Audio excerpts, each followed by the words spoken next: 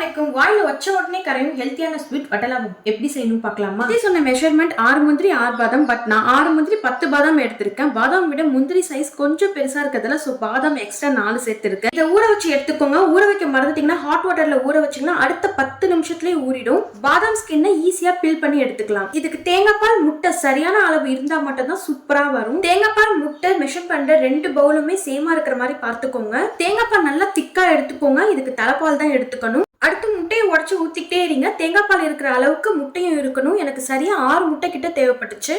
இப்போ ஊற வச்சிருந்த முந்திரி பாதாம் 2 ஏலக்காய் கண்டிப்பா சேர்த்து ஃபைன் பேஸ்டா அரைச்சு எடுத்துக்கோங்க. இதுக்கு தேவைப்படுற இன்கிரீடியன்ஸ் இந்த 4 மட்டும் தான். முட்டை, தேங்காய் பால், சுகர் அண்ட் அரைச்சு வச்சிருந்த முந்திரி பாதாம் பேஸ்ட். இப்போ ஒரு பவுல்ல முட்டையை சேர்த்து நல்லா விஸ்கால அடிச்சு எடுத்துக்கோங்க. கண்டிப்பா மிக்ஸி ஜார் யூஸ் பண்ணவே கூடாது. கையால மட்டும் தான் அடிச்சு எடுக்கணும். அப்பதான் சூப்பரா வரும். இப்போ உங்க இனிப்புக்கு தகுந்த மாதிரி சுகர் ஆட் பண்ணிக்கோங்க. இது கொஞ்சம் தூக்கலா இருந்தாவே நல்லா இருக்கும். ஸோ நான் கொஞ்சம் தூக்கலா தான் சேர்த்துட்டேன். இதையும் கையால அடிச்சு எடுத்துக்கோங்க. அரைச்சு வச்சிருந்த முந்திரி பாதாம் பேஸ்ட் தேங்காய் பால் சேர்த்து நல்லா மிக்ஸ் பண்ணிட்டு கண்டிப்பா ஃபில்டர் பண்ணி எடுத்துக்கோங்க. நெய் சேர்க்க மறந்துட்டேன், கடைசியா தான் சேர்த்துக்கிட்டேன். இப்படி சேர்த்தாலும் நல்லா இருக்கும். நெய் அதிகமாகவும் சேர்க்காதீங்க, 1/2 டீஸ்பூன் சேர்த்தாலே போதும். இப்போ இட்லி சட்டியில ஒரு பாட் ஸ்டாண்ட் வச்சு தண்ணி நல்லா ப்ரீ ஹீட் பண்ணி வச்சுக்கோங்க. அடுத்து ரெடி பண்ணி வச்சிருந்த மிக்சர்ல அலுமினியம் ஃபாயில் பேப்பர் போட்டு டைட்டா க்ளோஸ் பண்ணிடுங்க. அப்பதான் தண்ணி உள்ள போகாம இருக்கும். இப்போ ப்ரீ ஹீட் பண்ணி வச்சிருந்த இட்லி சட்டியில வச்சு குக் பண்ணி எடுங்க. ஒரு 30 மினிட்ஸ் குக் பண்ணி எடுத்தீங்கன்னா ரொம்ப சூப்பரான வட்டலாப்பம் ரெடி ஆயிடும். முக்கியமா நல்லா ஆறுன பிறகு தான் கட் பண்ணி எடுக்கணும். அப்பதான் ஒன்னோட ஒண்ணு ஒட்டாம நல்லா வரும். இதுக்கு வட்டலாப்பம் ஏன் பெயர் வச்சாங்கன்னு தெரியுமா? வட்டல்னா ஒரு பவுல், ஆப்பம்னா கேக். பவுல வேக வச்சு கேக் மாதிரி இருக்கிறதால வட்டலாப்பம் பெயர் வச்சாங்க.